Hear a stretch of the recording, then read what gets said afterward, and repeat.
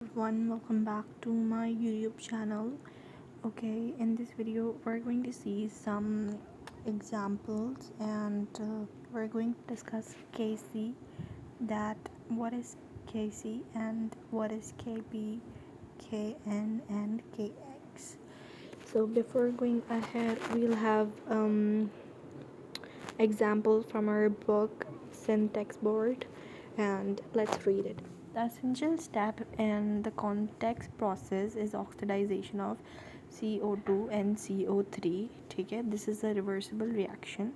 In experiment there are 5 moles of SO2, ठीक है, 4 moles of oxygen, 2.8 moles of SO3 present equilibrium state in 2 dm cube flask. Calculate KC. ठीक है, तो सबसे पहले we have to do the conversion. हम क्या बोलते हैं, मोल से हमारे पास DM क्यूब हमें दिया जा रहा है, तो वी हैव टू डिवाइड जो हमारे पास पर्टिकुलर वैल्यू मिली हुई है उससे. जैसे हमारे पास 2 DM क्यूब है तो हमें 2 से डिवाइड करना पड़ेगा.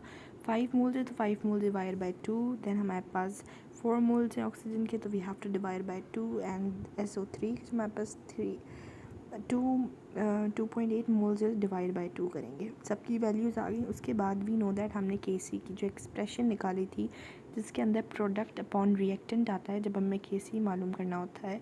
तो प्रोडक्ट हमारे पास क्या था, यहाँ पे CO3 हमारे पास प्रोडक्ट था. ठीक है, CO3 की हमारे पास वैल्यू मिली थी हमें, वो हमारे CO3 की हमें पास 1.4 वैल्यू मिली थी. और CO3 की हमें पता है कि जब हम एक्सप्रेशन लिखते हैं तो हमारे पास ये जो कोएफिशिएंट होता है ये हमारे पास पावर के अंदर कन्वर्ट हो जाता है. तो ऐसे ही we have done over here.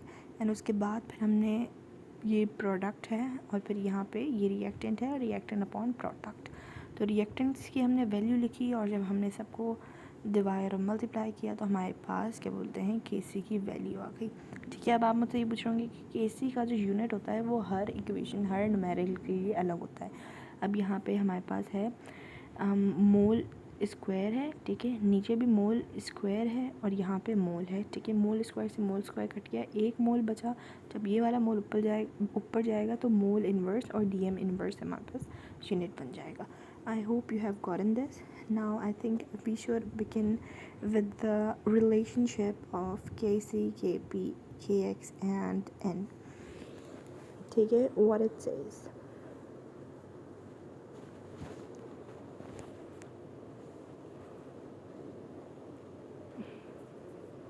ये काम क्यों नहीं कर रहा?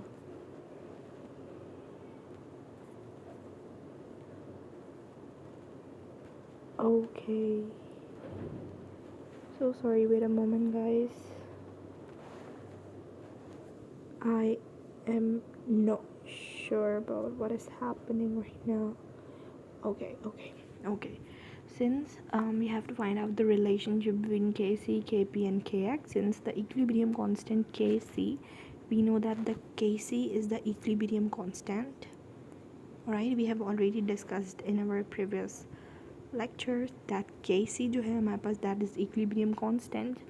ठीक है, और KC जो होता है वो एक इक्विलिब्रियम लॉ से हमें मिला था. तो it represent the molar concentration of product का, और रिएक्टेंट का जो मोलर कंसनट्रेशन होता है वो हमें KC बताता है. ठीक है, फॉर द होमोजीनियस. अच्छा, अब हमसे पूछा है कि यहाँ पे KP क्या है. तो बेसिकली जब मैं आपको बताऊँ कि KP एक्चुअली है क्या, KP जो होता है वो भी हमारे पास एक इक्विलिब्रियम कांस्टेंट ही होता है लेकिन होमोजीनियस गैसियस रिएक्शन के अंदर. जब भी कोई गैसियस रिएक्शन आ जाए जिसके नीचे छोटा सा G लिखा हो, रिएक्शन स्पीशीज गैसियस स्टेट के अंदर हो जाए, the concentration of the product and reactant can be expense in the partial pressure. देखो, जब भी हमारे पास गैसियस रिएक्शन आ जाए तो हमारे पास जो रिएक्शन है वो पार्शियल प्रेशर के अंदर हमारे पास रिप्रेजेंट किया जाएगा, क्योंकि it is more easier for a gas to measure its pressure rather than concentration को पता है मेजर करना बहुत मुश्किल होता है रादर देन प्रेशर. ठीक है, तो तभी हमारे पास KP आ जाता है. अब KP हम क्या, for example this is the reversible reaction.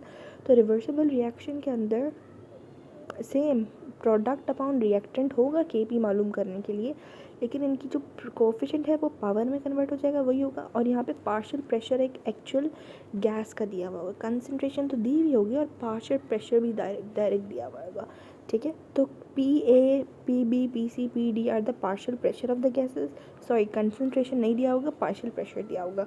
और इनकी जो पावर होगी ABC and exponent ABC are the coefficient of the balance equation, ठीक है। अब Kp को हम डिफाइन कैसे करते हैं? Kp is the ratio of the partial pressure of the product gases of that partial pressure of the reactant gases each rise to the power equal to its own coefficient in a balanced chemical equation. I hope you've gotten this, ठीक है। अब हमारे पास Kp और Kc जो है वो clear हो गया, ठीक है। अब हम बात करते हैं Kn और Kx की। Equilibrium constant sometimes expressed in Kn and Kx where when the number of moles of the reactant and products are at the equilibrium। यहाँ पे जब n जो होता है वो इक्विलिब्रियम पोजीशन पे जब भी कोई नंबर ऑफ मोल्स दिए हैं तो हम Kn वाली वैल्यू यूज़ करते हैं, बस नंबर ऑफ मोल लिख देते हैं और पावर में, जैसे हमने पार्शियल प्रेशर की जगह पार्शियल प्रेशर लिख दिया तो पावर कर दिया था, वैसे ही हम नंबर ऑफ मोल लिख देंगे और हम x मतलब जो है मोल फ्रैक्शन लिख देंगे, किसी भी क्या बोलते हैं क्वेश्चन के अंदर हमसे मालूम किया जाए। So here n is the number of the moles and x is the mole fraction of A, B, C and equilibrium mixture, ठीक है।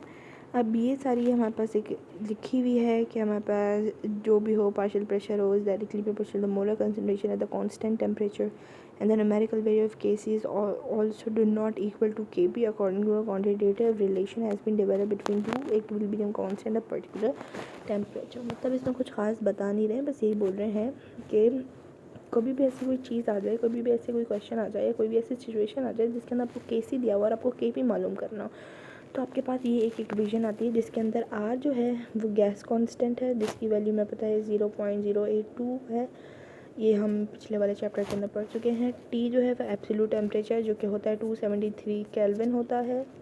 और हमारे पास N जो होता है वो N कैसे मालूम करते हैं, वो sum of the number of the moles of the product minus sum of the number of the moles of the reactant in a reaction और in a given chemical reaction, ठीक है। ये हमारे पास सबके डिफाइन कर दिया कि ये है क्या।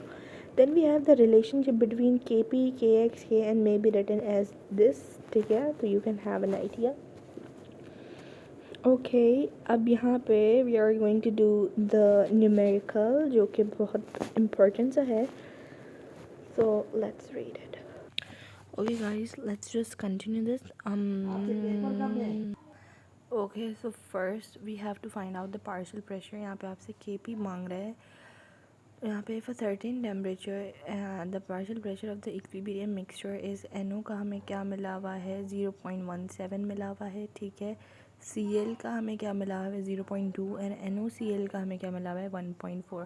तुम्हें पता है प्रोडक्ट अपॉन रिएक्टेंट होता है तो 1 हमने क्या रख दिया 1.4 लिखा और ये जो कोएफिशिएंट है वहाँ बस पावर बन गई, तो हमने ऐसे इसको सॉल्व किया, डिवाइड किया, स्क्वायर लिया, तो हमारे पास 33.91 आ रहा है। I hope this is clear. Number self assessment question इसके अंदर हमारे पास है कि the reaction of the methane with the hydrogen sulphate gives carbon disulphide, ठीक है। जो हमें मीथेन का और क्या बोलते हैं मीथेन का हाइड्रोजन के साथ हाइड्रोजन सल्फाइड के साथ ये जो रिएक्शन हो रहा है दिस इज़ रिवर्सिबल रिएक्शन, हमें ये दे रहा है।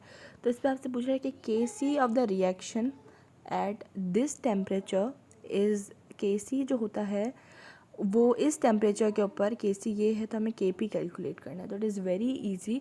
हमें पता है कि जब हमें Kc और Kc दिया हुआ होता है या Kp दिया हुआ होता है हमें ये वाला फार्मूला यूज़ करना होता है।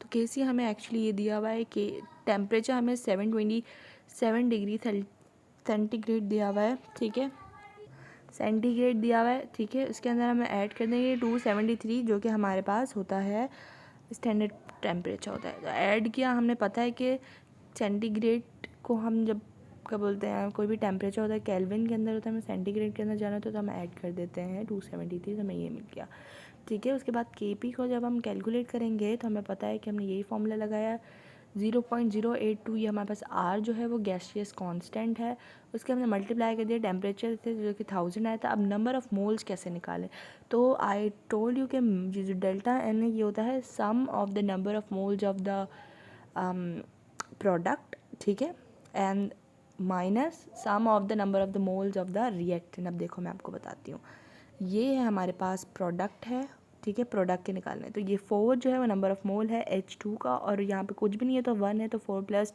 1 5 हो गया, प्रोडक्ट का निकल गया। और जब हम 2 को देखेंगे तो ये 2 जो है यहाँ पे नंबर ऑफ़ मोल है सल्फ़र डाइऑक्साइड का, और मीथेन का 1 है, तो हमने ऐड किया तो 3 हो गया। जब 5 - 3 किया, तो हमने जब इसको पूरा सॉल्व किया तो we got this answer. I hope यहाँ पे मैंने पूरी कैलकुलेशन की है, you can have an idea, and we'll discuss later.